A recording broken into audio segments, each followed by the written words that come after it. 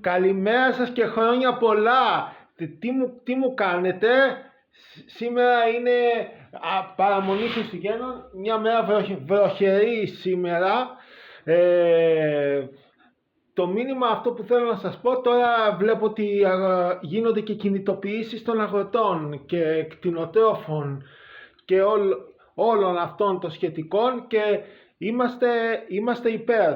Εγώ είμαι υπέρ, βρισκόμαστε όλοι στο πλευρό τους, δεν είμαστε απέναντί τους, δεν είμαστε κομματόσκυλα σε κανένα κόμμα και τους στηρίζουμε. Λοιπόν, το μήνυμα αυτό που θέλω να περάσω είναι, όχι μόνο αυτές τις γιορτές, γενικά, το μήνυμα της αλληλεγγύης, της αλληλοβοήθειας, της αγάπης μεταξύ των ανθρώπων και όλα αυτά, το μήνυμα των Χριστουγέννων.